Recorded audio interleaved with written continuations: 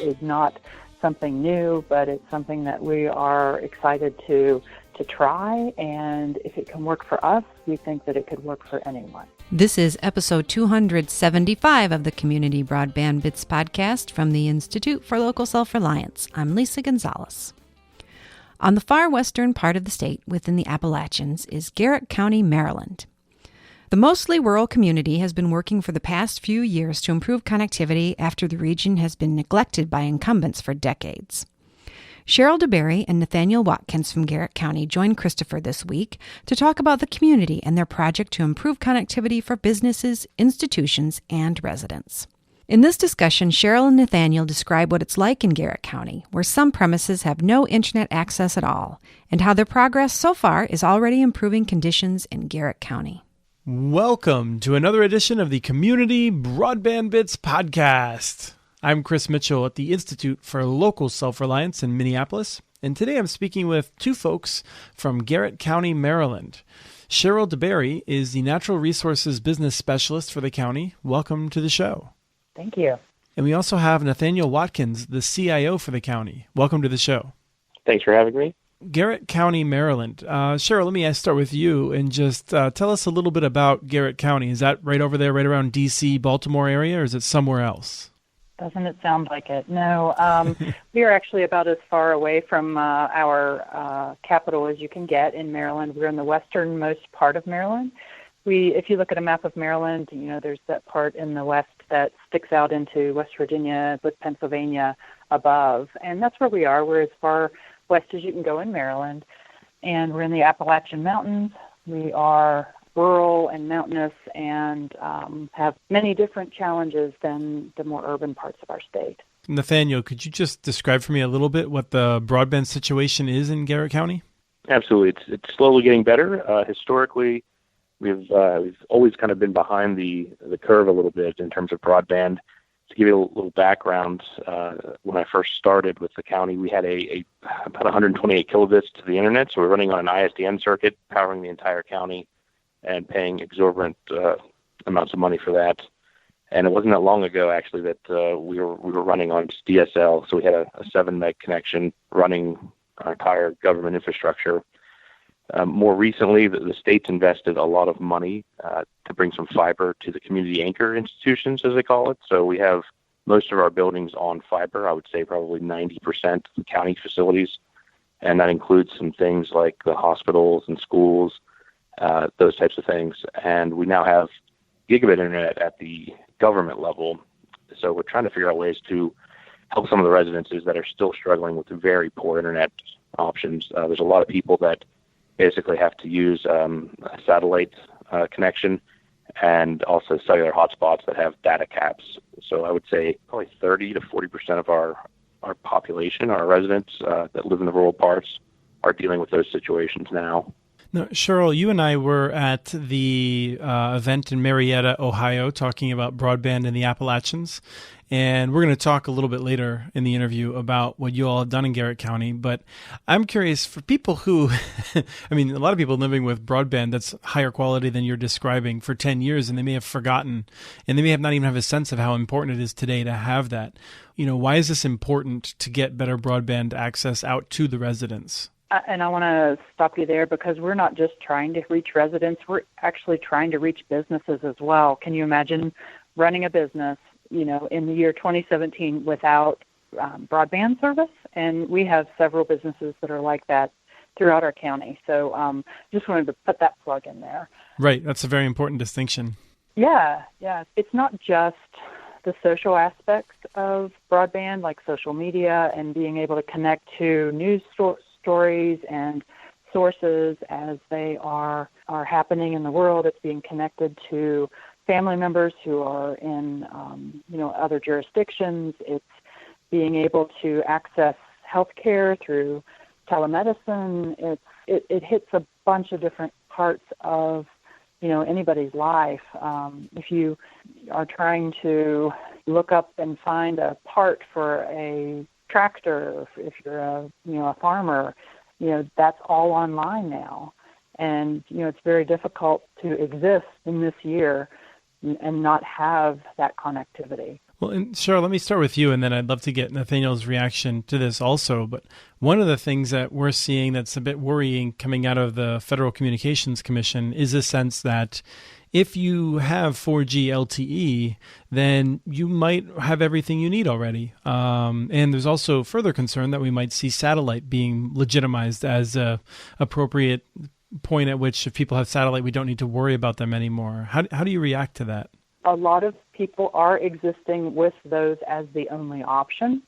And I say exist and not thrive because both of those options have pretty limited data caps and pretty severe penalties if you go over those caps. You know, when you're talking about a rural area with a low-income area, with limited job growth, limited population growth, you know, we're not talking about people who are, you know, in an urban area that can, you know, find a job pretty easily. We're in an economically depressed area, and that means that not everybody has, you know, $150 to spend on internet every month. My mom lives just over the border in West Virginia, where there is actually no cell service. There are great vast swaths of Garrett County that don't have cellular service. So the only option she has right now is satellite internet.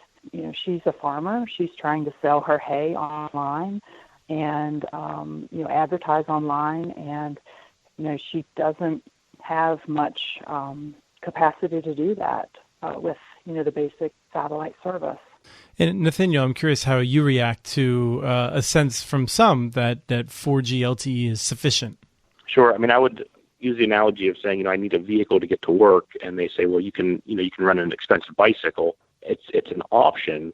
It's just not really realistic. So I would encourage anyone that feels that way with the current technology out there with the cellular and the satellite is to try to live on that yourself. Once you realize you can't do video calls, it changes how you can experience, streaming media, all those things. It's really not the same internet. So it's really a different class of internet that you're getting. That being said, it's not to say that those couldn't be solutions. If there was, you know, an LTE solution that offered truly unlimited bandwidth and you could get 15 or 20 megs, that would potentially do something in the rural areas. And if you had satellites, not as they exist today, but if you had low orbit satellites that could provide high speed, low latency, that could be a technology that may help. But the fact is, it's not here, and it's not on the immediate horizon. So we have to do what we can to get those people using the same class of technology. One of the things that I know you're doing in Garrett County is investing in some fixed wireless. I know that you've been working with Joanne Hovis. She's very impressed with both your organization and your dedication to solving this problem.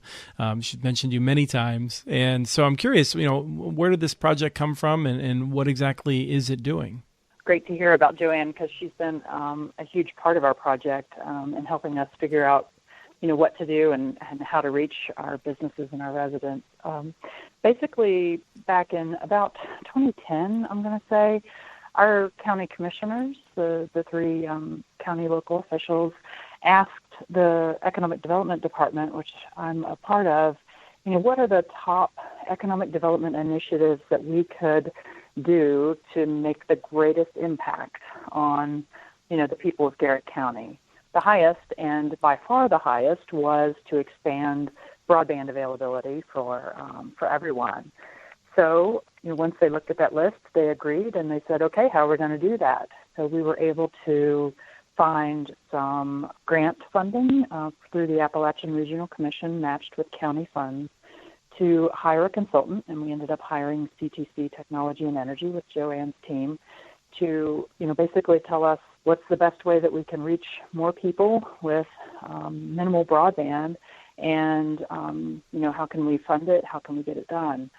I just wanted to interrupt for a second to note that in my mind, the ARC, the Appalachian Regional Commission, providing money to help you study it is one of the best uses of philanthropy that we see to improve broadband around. And I just wanted to note that Appalachian Regional Commission has been essential for improving broadband in many parts of the Appalachians, and it's worth just noting that. So please continue. Oh, I agree, and that's not the end of the story with ARC at all with our project too. So right. So after Joanne came back with this wonderful plan that said, hey, I think that we can reach our citizens and our residents and our businesses with this new technology, new in quotes, TV white space.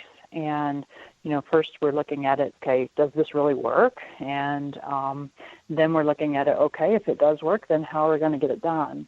So, the commissioners decided that the plan looked feasible. The plan looked like it would do what we hoped it would. And we started again looking for more funding to start implementation of that plan. The plan included the county, working with a private provider to be the network operator.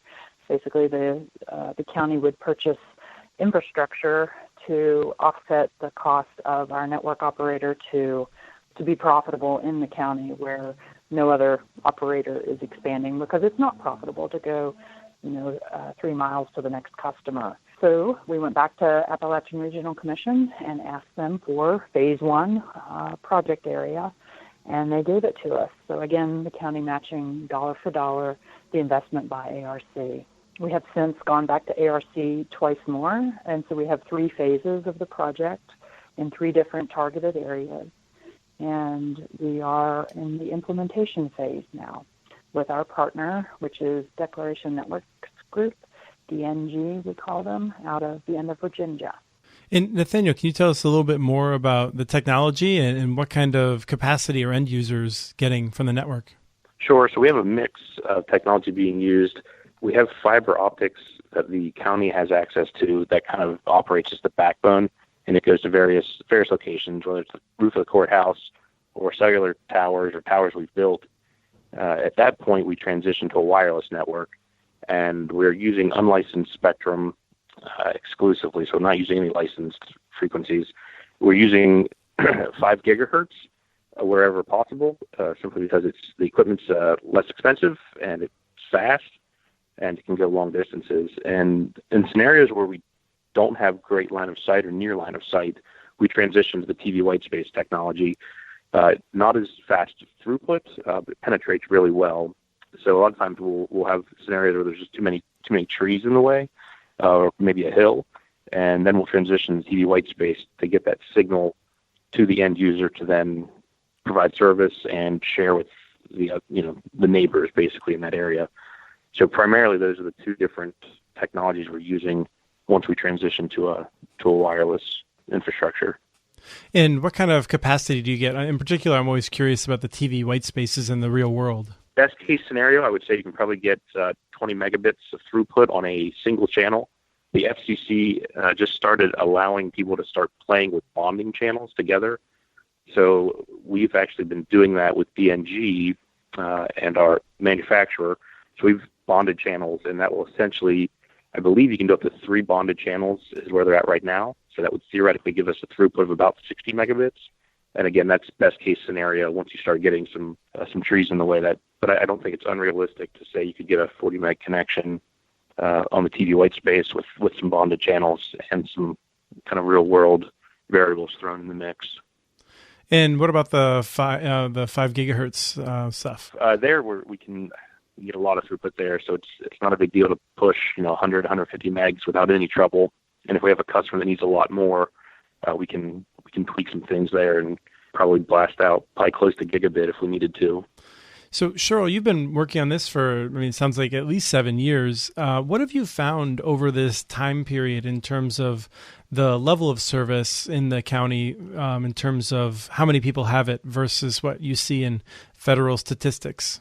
So at the beginning of the project, back when PTC and Joanne's team was looking at, what was the current situation, the FCC had their numbers, and I think it came back as, we the county being covered by some number like 60% or maybe even more with broadband, minimal broadband coverage. And I honestly do not believe those numbers. But, being on the ground and looking around and seeing the actual situation here, the way they did that, as I understand, if one person within a census tract was served, then they counted that entire census tract as being served. And I think that is a flaw in that data. Honestly, I don't have a good idea of exactly how many people have and how many don't. We have a couple populations of Amish and Mennonite folks in the county that may never want to get coverage at their homes. So, do you count those as covered or do you count those as not? We also have, some areas of the county that, as I said, don't have cell service, don't have, there are parts of the county that are so rugged and near the steeper slopes that you can't get satellite service either. It's a difficult question, and I'm not sure I have an answer. Yeah, we've been working on this since, 2011, but we didn't start deploying until basically last year in 2016. Before that, we were securing the funding. We were working on the network design with DNG. That takes some time, and doing the propagation studies and working with the vendors to negotiate some good deals on the equipment. And so, actual deployment didn't start until last spring. And so within a year, we're up to a little over 210 customers, both mostly residents, but a few businesses interspersed in there, and even one very small school. One of the other things that I understand that the county's doing is laying fiber where you might be able to help a different company, not DNG, but another company that might be offering service to make it more feasible for them to expand to a new neighborhood or something like that. Can you tell me about that program? Absolutely. So we've reached out to all the incumbent ISPs to try to figure out areas that are close to their network and places where they'd like to expand. They just need some help, whether that's financial help. We found that most of the time it has to do with easement access. We've come up with a plan basically that says, hey, the county has a lot of right-of-way access that we do for road maintenance. So for our roads, we have varying distances from the center line that we can do whatever we need to, and we can use that right-of-way to install conduit. So we did that recently for a small company. You may have heard of them, Comcast. So we actually worked Very with them. small. Yeah. Very small, yeah. So we worked with them recently where they wanted to build, and they just said it's not cost effective for us to get the underground work done, and the easement problem was just kind of a deal breaker in this one area. So the county basically offered to install conduit for them. Basically, we would provide the labor, the equipment, the manpower, and Comcast basically provided conduit and then some spare conduit that we could then use later if another ISP wants access to this same path. We'd have conduit available that we could let them utilize as well. So that was a process to get all the bumps ironed out in terms of working with them. But once we started installing the conduit, I think it was maybe a 3-day project on our end. It lit up another approximately 50 homes, and there are a few businesses in there. Didn't have any real hard costs to the county other than fuel for the equipment, those types of things. And Comcast is turning them up now. Right, and actually that reminds me, that's one of the things, Cheryl, you said at the NATOA conference in Seattle, was that, if I remember correctly, it didn't really cost you anything because you had the equipment and you kind of just used some of the public works folks when they weren't otherwise occupied. Is that right? That is correct, yeah. We were actively checking in with the other local ISPs that have similar problems, so we're hoping to turn this into an official program where ISPs can come to us, explain the business case and what they're trying to do, and our goal is to help them expand as much as possible as well. I want to come back to a final question, which is something that I think is really heartening, and that's, Cheryl, I get the sense that in Maryland, whether it's the governor's office or the legislature or perhaps even federal representatives from Maryland, everyone seems to be talking about broadband now. Are you seeing that?